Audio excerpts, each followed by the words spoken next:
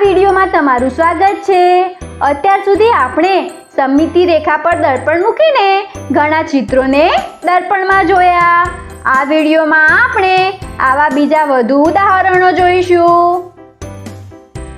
અરે પિંકુ, તું તો દર્પણ જોડે રમવા લાગ્યો। આવ, આ ચિત્રને ધ્યાનથી જો અને કે તેના પર દર્પણ ક્યાં મૂકવું જોઈએ કે દર્પણ પર આ ફૂલ પૂરું દેખાઈ શકે।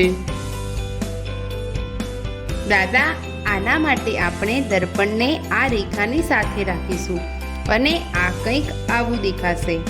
પિંકુ જો, શું આ ચિત્ર આ કાગળમાં બનાવેલા ચિત્ર જેવું લાગે છે? હા દાદા।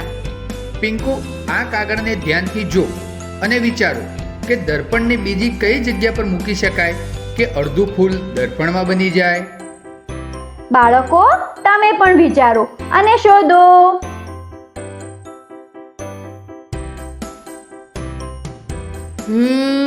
દાદા, અહીંયા આપણે દર્પણ રાખીશું તો ફૂલનો અડધો ભાગ દર્પણ પર આવી જશે। અરે દાદા, આપણે દર્પણને તો અહીંયા પણ મૂકી શકીએ છીએ અને આવા ઘણા સ્થાનો છે, જેમ કે અહીં અને અહીં અને અહીં પણ। બરાબર કહ્યું પિંકુ। વાહ પિંકુ, તે તો બધા સ્થાન ખૂબ જ સારી રીતે શોધી કાઢ્યા। શાબાશ પિંકુ। હવે આ ચિત્રને ધ્યાનથી જો। હવે શું તું કહી શકે છે કે આ ચિત્ર માટે સાચી સમમિતિ રેખા ક્યાં હશે? દાદા, આ તો સરળ છે। સમમિતિ રેખા આ જગ્યાએ હશે અને દર્પણ પર તે કંઈક આવું દેખાશે। શાબાશ પિંકુ, સારું। શું તું આ ચિત્ર પર પણ સમમિતિ રેખા દોરીને એને દર્પણમાં જોઈને શોધી શકે છે કે આ સરખા ભાગોમાં વહેંચાયેલું છે કે નહીં? દાદા, આ ચિત્ર માટે આપણે દર્પણને આ રેખાની ઉપર મૂકીશું અને આપણને આવું જ ચિત્ર દેખાશે। તે આનો પણ જવાબ સાચી રીતે આપ્યો છે।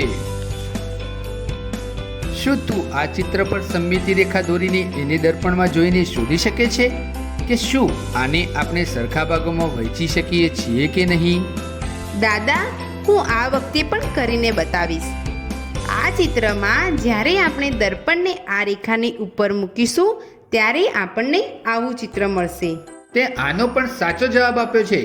ચલ, હવે આ ચિત્ર પર સમમિતિ રેખા એવી રીતે દોરો કે દર્પણ પર એનો અડધો ભાગ દેખાઈ શકે। અરે દાદા, આ તો ચેસનું બોર્ડ છે। આના માટે મારે થોડું વિચારવું પડશે। તમે ઈચ્છો તો વિડીયો અહીં રોકીને વિચારી શકો છો। મને મળી ગયું દાદા। આ જુઓ, આ ચિત્રમાં જ્યારે આપણે દર્પણને આ રેખાની ઉપર મૂકીશું ત્યારે આપણને આવું ચિત્ર મળશે। શાબાશ પિંકુ। હવે એ કહો કે શું આપણે દર્પણને બીજી કોઈ રેખા પર મૂકી શકીએ છીએ? બાળકો, તમે પણ શોધી કાઢો અને કહો। હા દાદા, આ જુઓ। શાબાશ પિંકુ, તે બધા પ્રશ્નોના જવાબ સાચા આપ્યા છે। આ લે તારું ઇનામ।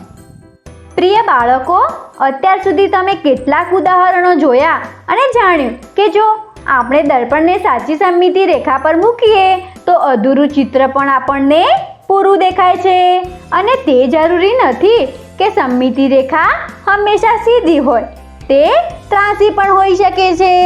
આ વિડીયોને આપણે અહીં પૂરો કરીએ છીએ।